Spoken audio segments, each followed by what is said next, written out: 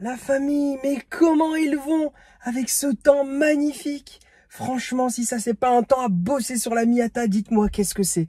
Aujourd'hui, on va s'occuper des manos, let's go! Alors la famille, comme vous savez, dans cette voiture, je me suis vachement occupé de l'intérieur et je m'étais dit, dans la continuité des modifications que j'ai apportées, pourquoi pas rajouter encore une touche de fibre de carbone au niveau de l'intérieur, histoire de bien terminer tous les éléments intérieurs. Je me suis également dit, pourquoi pas rajouter des manos. Si je les avais ajoutés au tableau de bord, je trouve que ça aurait fait tâche. Vous voyez, ça fait... Non, franchement, ça aurait été de trop s'ils étaient positionnés là. Par contre, j'ai vu sur beaucoup de vidéos que beaucoup le mettent ici à cet endroit-là. Mais pareil, je me suis dit, ouais, bof, tu vois, ça va faire une console trop surchargée. Moi, j'essaye d'épurer, c'est pas terrible. Donc, je me suis dit, pourquoi pas mettre ça là? Vous voyez, donc ça fait... c'est propre, quoi. Alors, je l'ai mis en fibre de carbone pour que ça fasse une barre. Là, vous voyez, ça fait une barre de fibre, fibre, voilà. Donc moi je trouve que c'est juste magnifique, ça me fait vachement penser aux MX5 ND qui ont justement des rappels de la couleur de carrosserie directement au-dessus des portes. Et là franchement je trouve que c'est le rendu est quand même... non franchement je le trouve magnifique. Comme vous pouvez voir, on a un petit mano de température d'eau, un mano de température d'huile et pour terminer le voltage. Je trouve ça important d'avoir ces trois manos dans une voiture parce que j'ai pas spécialement confiance aux manos d'origine. Ceux-ci sont beaucoup plus précis et vont me permettre d'avoir un œil sur des informations très importantes de la Miata. Alors, j'aurais pu me satisfaire juste du petit mano d'origine qui est ici, vous voyez. Donc là, vous voyez que ça part de 50, 90 à 130 degrés. D'origine, nous n'avons pas ces petites graduations, d'accord? D'origine, il n'y a pas de chiffre. Donc c'est un peu toi et ta chance. Si tu vois que l'aiguille est trop par là, tu te dis oh merde, c'est tout. Mais en toute sincérité, depuis que j'ai changé les compteurs là, je me suis dit bon, pourquoi pas pousser jusqu'au bout et optimiser ça. Surtout que nous n'avons pas ici de jauge de température d'huile. Nous avons la pression d'huile ici. Nous avons donc l'essence et la température d'eau. C'est pour ça que j'ai trouvé ça super important d'avoir ce petit mano et tout en sachant que moi j'ai rajouté par exemple un écran double DIN, que j'ai modifié un petit peu justement tout ce qui était électrique à l'intérieur. Il y a une caméra de recul sur cette voiture, il y a également des LED depuis peu, vous voyez. Il y a beaucoup de choses qui ont modifié au niveau des faisceaux, comme ici par exemple, j'ai changé ça, j'ai changé ça. Je préfère garder quand même un œil au cas où il y aurait un faux contact, éventuellement une masse ou peu importe, et me dire si la batterie est morte ou si l'alternateur est mort, etc. C'est donc assez important pour moi d'avoir ce petit mano de voltage. Je l'avais dans ma 370Z, donc pourquoi pas. Pour faire simple, les manos sont directement vissés derrière toute cette partie et les câbles pendouillent juste derrière la boîte à gants. J'ai retiré évidemment la boîte à gants, hein. Je ne vais pas vous faire une vidéo de moi en train d'enlever des vis, vous n'êtes pas bête. Et du coup, ça fait que tous les câbles pendouillent comme ça. Il y a évidemment un schéma et je sais à quoi correspondent chacun des câbles. Donc il y a la masse, vous avez l'alimentation, le jour-nuit, etc. Bref. Donc tout ça, je vais devoir les câbler. Et on va devoir les passer directement par ici, donc au niveau du pare-feu de la voiture pour que ça aille au niveau de la baie moteur, afin que ça puisse être relié directement aux plaques sandwich de la température d'huile et ainsi de suite, ainsi de suite. Mais déjà dans un premier temps, moi ce que j'aimerais faire, alors je ne vais pas m'occuper de tous les manos d'un coup dans cette vidéo, je vais en faire qu'un seul, histoire que vous voyez un petit peu comment ça se comporte, comment je vais procéder. Et pour les deux autres, en fait, j'ai décidé de faire ça dans une autre vidéo, tout simplement parce que j'avais envie de documenter ce que j'allais faire. Pour la simple et bonne raison que, par exemple, pour le mano de température d'huile, il va falloir que je rajoute une pièce supplémentaire entre le bloc et le filtre à huile. Et à ce moment-là, j'avais envie de vous en parler et de documenter également la vidange de la MX5. Donc, ça va donner lieu à une petite vidéo assez sympa qui va faire vidange plus câblage. Alors pourquoi le faire maintenant? Vous voyez, je ne vais pas me précipiter et tout faire d'un coup dans cette vidéo pour pas que ça dure 30 ans. Déjà que mes vidéos sont assez longues comme ça. Je vais en faire un et ça sera celui-ci pour la simple et bonne raison que ça va être le plus simple. Hein. Je vais me repiquer directement au niveau de l'autoradio. L'autoradio qui se repique directement par là. Et ouais, Ça, c'est les claquettes du succès, les gars. Quand vous bossez dans une voiture et que vous n'avez pas de claquettes, c'est que vous bossez mal. Donc, moi, ce que je voulais dire par rapport à tout ça, d'ailleurs, je vais retirer le volant, ça va être peut-être plus simple. Hop. Donc, à cet endroit-là, vous voyez, ici, il y a tous les câbles et ici, il y a un petit merdier. Donc, ce câble blanc que vous voyez à cet endroit-là, c'est le courant continu sur une MX5. Ici, vous avez donc un autre câble qui est noir avec du rouge. C'est le câble, justement, c'est l'accessoire. Lorsque vous tournez la clé, ça va démarrer tous les accessoires, c'est-à-dire l'autoradio, etc. Et lorsque vous retirez la clé, automatiquement, ça coupe le jus et ça évite que ça vide vos batteries. Donc moi, je vais me piquer là-dessus. Comme ça, lorsque je tourne la clé, automatiquement, ça va rapporter du jus à cet endroit-là. Et forcément, les manos vont s'allumer. Je ne vais pas laisser ça sur le courant continu parce que sinon, ça va être une tanasse. Alors, sinon, à part ça, au niveau des câbles, etc., je vais me renseigner un petit peu. Mais normalement, il ne devrait pas y avoir de masse à cet endroit-là. Cependant, en dessous, du coup, je vais devoir démonter toute cette partie-là.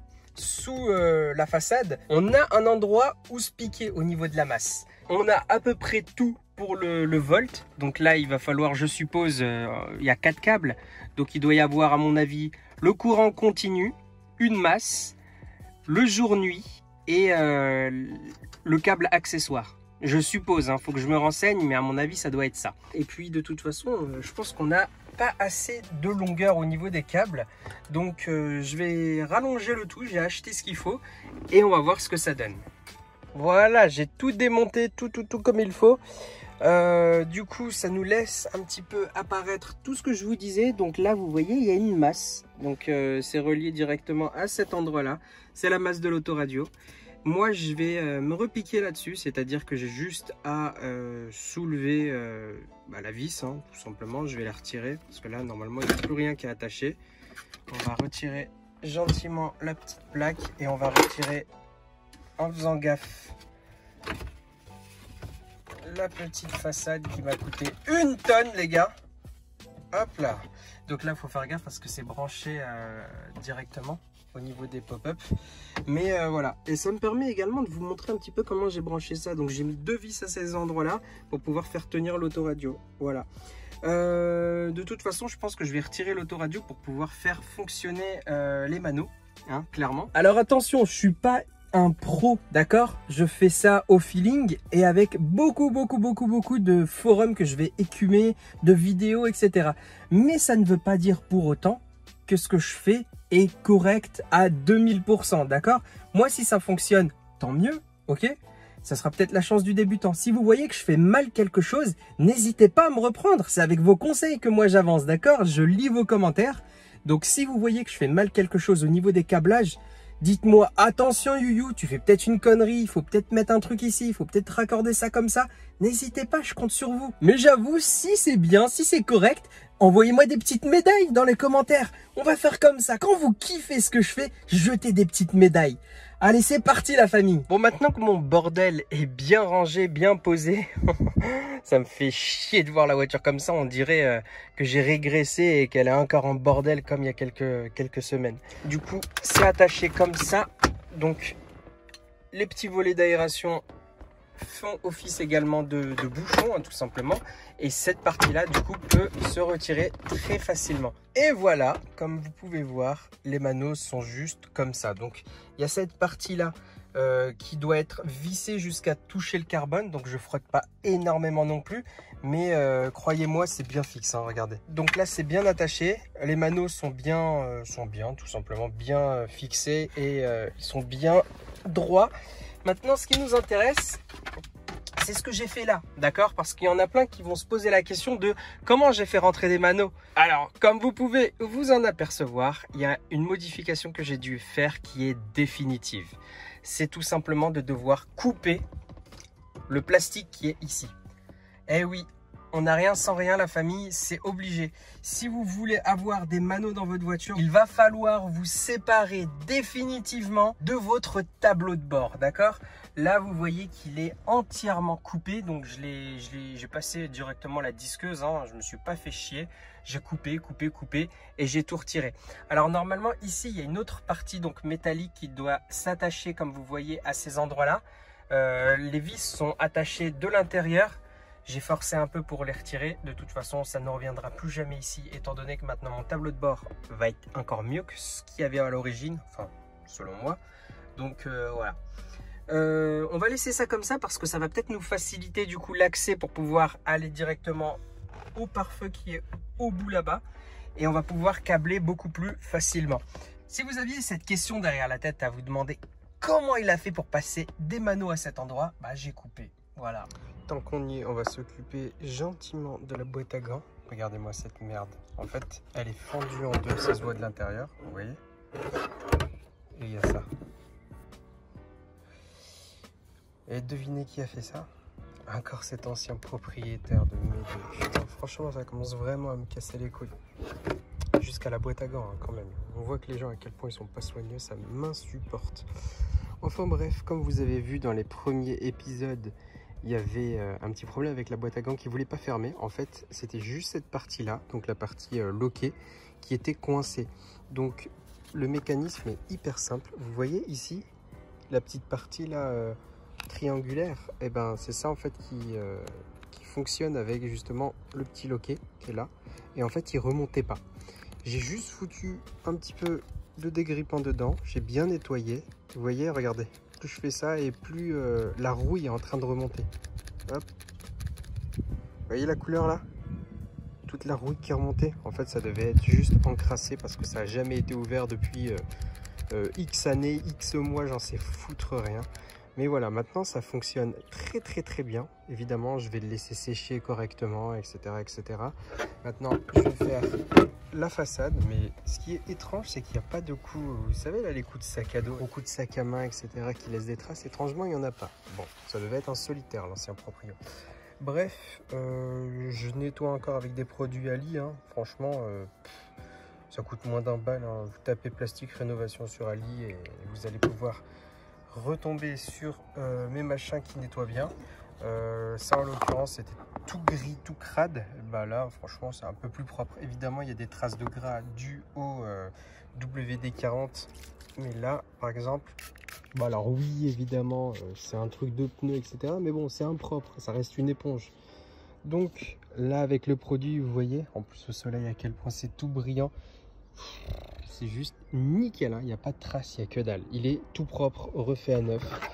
Donc ça, c'est déjà une bonne chose de faite. Et maintenant, on va attaquer la miette. Alors, juste pour le test, vous voyez ici un grand câble blanc. Comme je vous ai dit, c'était donc le courant continu. Et vous voyez le mano. Voilà. Donc là, il est allumé.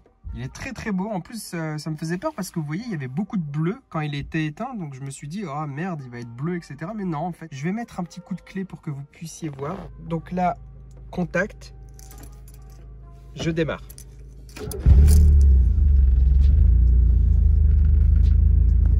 Vous voyez?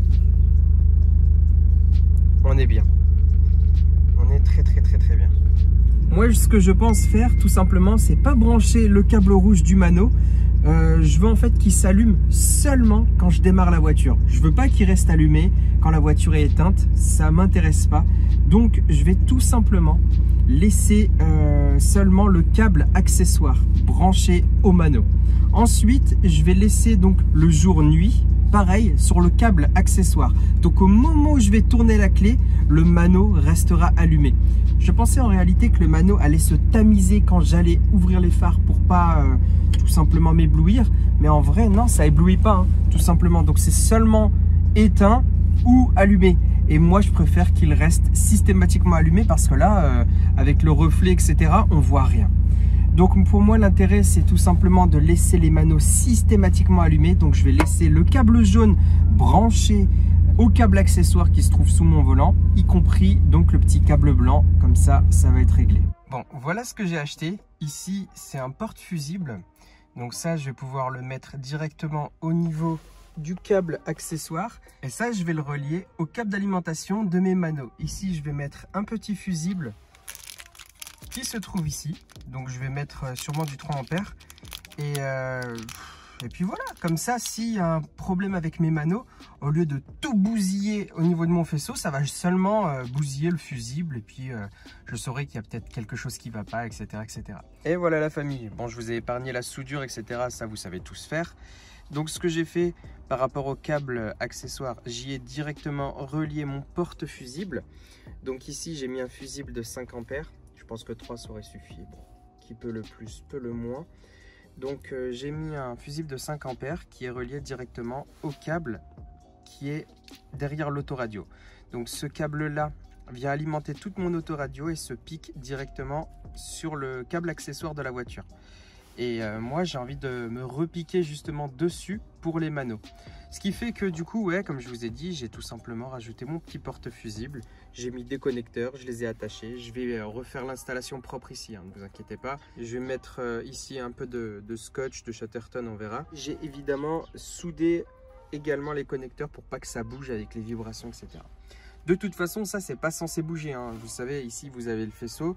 Ce qu'on va faire déjà, c'est l'attacher. Comme ça, on va pouvoir tester si tout fonctionne. Hop, donc ça c'est attaché directement au Neumann. Là, je vais tourner le contact, vous voyez. Et normalement, l'autoradio devrait fonctionner, si j'ai tout fait correctement, bien entendu. Donc là, pour moi, ça m'a l'air de fonctionner, vous ne voyez pas, mais il y a de la lumière ici. Donc voilà, l'autoradio a l'air, ma foi, de fonctionner, ce qui fait que le courant passe bien par le câble d'alimentation. Donc ouais, ma foi, écoutez, ça m'a l'air assez cool. Donc voilà. Le porte-fusible, de toute façon, on ne le verra pas. Je vais m'occuper du cable management un peu plus tard.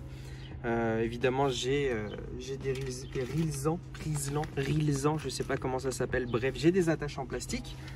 Et du coup, je vais bien pouvoir camoufler tout ça en dessous. Ne vous inquiétez pas pour ça. De plus, il va y avoir évidemment la plaque de la MX5, la plaque ici et la plaque ici. Donc, les câbles ne se verront pas. Pas de problème avec ça. Du coup, ce qu'on va faire maintenant, c'est rallonger ce petit câble. Je vais retirer l'autoradio, d'accord? Prendre le câble qui est derrière l'autoradio et me servir de ce câble-là pour alimenter tous les manos. Bon, ça a bien été câblé derrière l'autoradio, hein, je vous épargne toujours le branchement.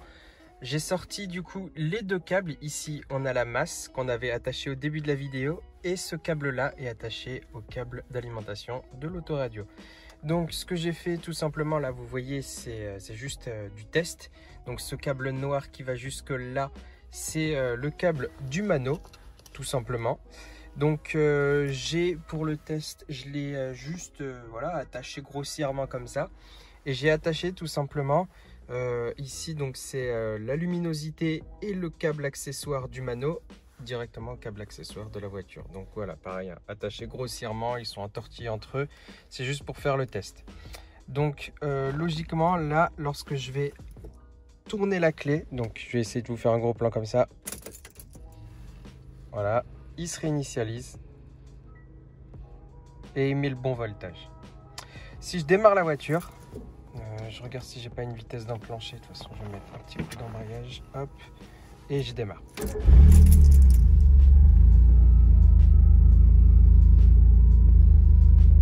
Et voilà, il prend le bon voltage. Donc pour moi là, ça c'est réglé. Et vous voyez, hein, l'autoradio fonctionne, d'accord. Donc ouais, c'est une opération rondement menée. Maintenant, je vais câbler tout simplement les deux autres manos.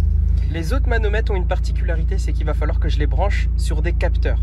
Et ces capteurs-là seront justement, feront l'objet d'une prochaine vidéo. Aujourd'hui, vu que cette vidéo commence à durer un petit peu longtemps, je vous montre un petit peu comment je fais le cable management, comment je câble tous ces manos.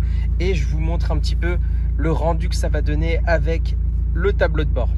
Là, vous voyez, il est éteint, mais il est resté sur sa dernière empreinte. D'accord? Donc, il est encore à 14. C'est comme s'il a été shut down directement.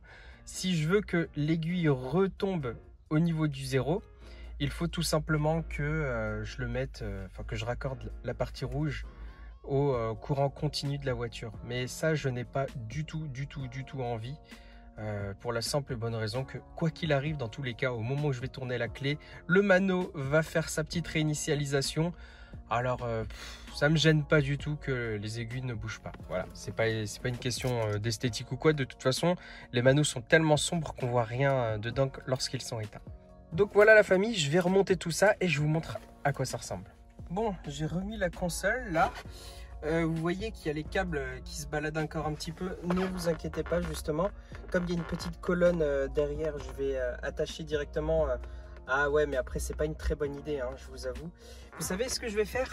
Je vais tout simplement isoler directement les câbles. En fait, j'ai du scotch, vous savez, pour faire les faisceaux. Bah, j'en ai un, comme ça, il va pas y avoir une masse quelconque qui va se promener. Je vais bien isoler tous ces câbles. Ensuite, je vais les attacher quelque part au fond. Faut pas oublier qu'ici, normalement, il y a la boîte à gants, d'accord? Donc, les câbles ne se verront absolument pas. J'ai pour l'instant laissé juste les deux câbles ici que je vais rallonger. Parce que là, ils sont vraiment trop courts pour arriver jusqu'à la baie moteur. Pour l'instant, la vidéo du jour, nous, ce qui nous intéresse, c'est de voir les Manos si ils fonctionnent correctement. Là, je ne les ai pas encore testés, je vous avoue, c'est le moment de vérité. Je viens regarder la console, elle a été juste posée à l'arrache. Là, c'est vraiment le moment de vérité. Donc, je mets le contact et au moment où je mets le contact, normalement, les trois Manos s'allument. 3, 2, 1...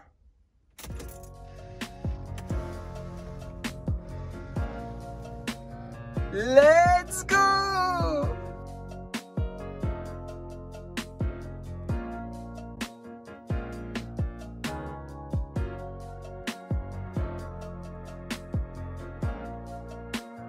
Ah la famille, je suis trop content. Regardez un petit peu ce rendu. C'est pas juste trop stylé. Franchement, en plus la couleur elle est nickel. Ah, je suis trop content, vous avez pas idée. Donc je vais vous montrer un petit peu ma vue conducteur. Donc pour l'instant, ouais, je suis désolé, il y a du bordel sous mes pieds. Donc là, ma vue conducteur, imaginez le volant ici, voilà. Vous voyez, donc il y a les Manos qui sont légèrement dirigés vers moi.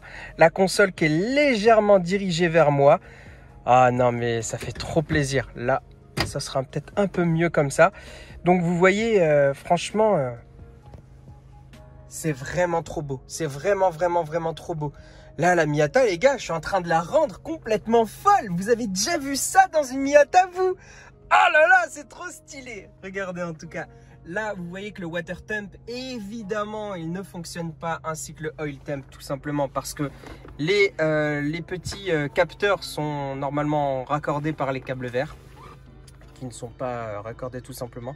Comme je vous ai dit, il faut que je les rallonge et que je les passe au niveau du pare-feu. Nous, la vidéo du jour, c'était de faire fonctionner les Manos et faire fonctionner le Volt.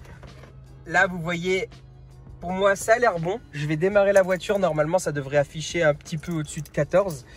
Ah, c'est stylé. Regardez la petite animation. Ça fait comme ma 370.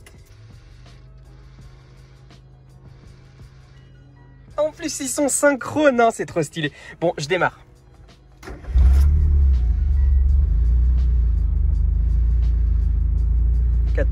Oui! Bon, écoutez, les Manos, là, pour moi, ils sont câblés. Tout est fonctionnel. Vous voyez à quoi ça ressemble un petit peu le bundle. Donc, il y en a plein qui m'ont demandé pourquoi tu as mis des compteurs comme ça. Tout simplement parce que moi, je roule beaucoup de nuit et je trouve ça vraiment stylé d'avoir ce genre de compteur custom. Donc, la nuit, évidemment, toutes les petites étoiles s'éclairent, etc. Avec un petit compteur, donc, qui est rouge autour. Vous voyez, ici c'est rouge, etc. Et évidemment, ça rappelle mes petits Manos à cet endroit-là. J'ai évidemment cet endroit-là qui est également exactement comme le compteur. Ça finit parfaitement avec mes Manos. Vous voyez, c'est un bundle qui est, on va dire, très homogène. Moi, en tout cas, je suis extrêmement satisfait du résultat. C'est juste trop stylé. Et évidemment, quand ils sont éteints, vous voyez, ça fait super sombre. On voit quasiment pas les Manos. Donc, c'est relativement discret quand la voiture est à l'arrêt. Et une fois que vous allumez,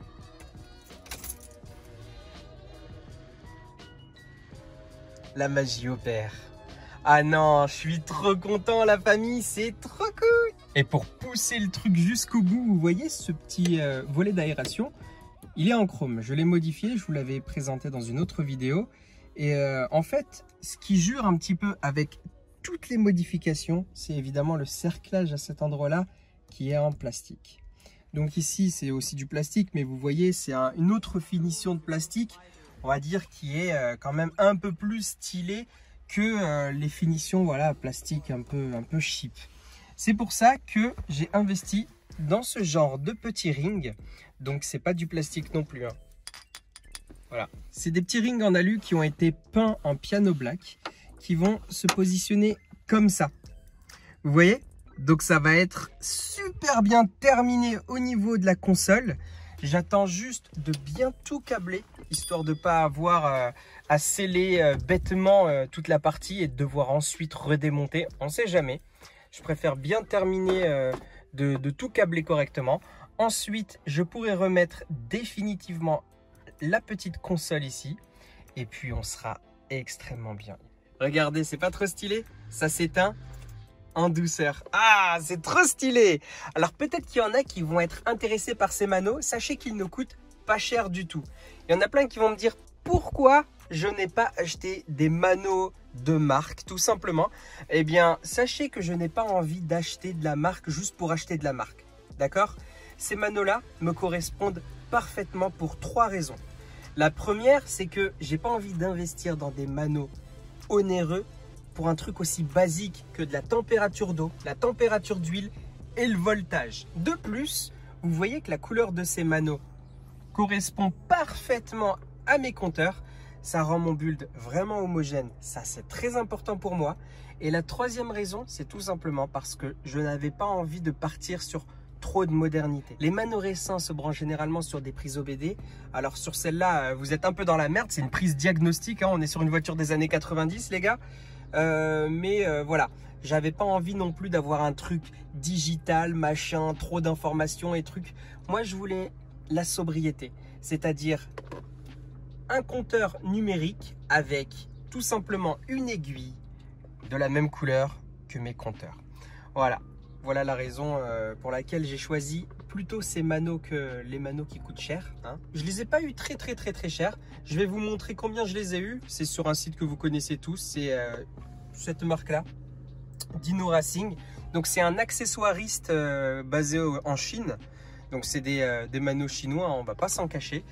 Moi en tout cas, ils me conviennent parfaitement à partir du moment où ils vont faire leur job. D'accord ? En tout cas, je trouve que ça termine parfaitement la voiture. Dans le tableau de bord, c'est juste nickel. Il y en a qui aiment bien mettre à cet endroit-là leur petit mano. Moi, je me suis dit non, ça ferait trop. Déjà que la voiture est très basse, que le volant m'arrive presque à hauteur de torse, tout simplement. Si je rajoute en plus des manos à cet endroit-là, ça fera trop surchargé, trop encombré. Donc j'ai préféré l'implémenter dans le tableau de bord et puis ça fait stylé quoi, on va pas se le cacher. Vous voyez cette Miata qui était très maltraitée par l'ancien propriétaire, c'était une Miata qui était pas super fraîche au niveau de l'intérieur. Là, elle est complètement refaite à neuf et ça me plaît et ça c'est l'essentiel. J'espère en tout cas que cette vidéo vous a plu la famille. Aujourd'hui c'était vraiment la partie 1 des manos.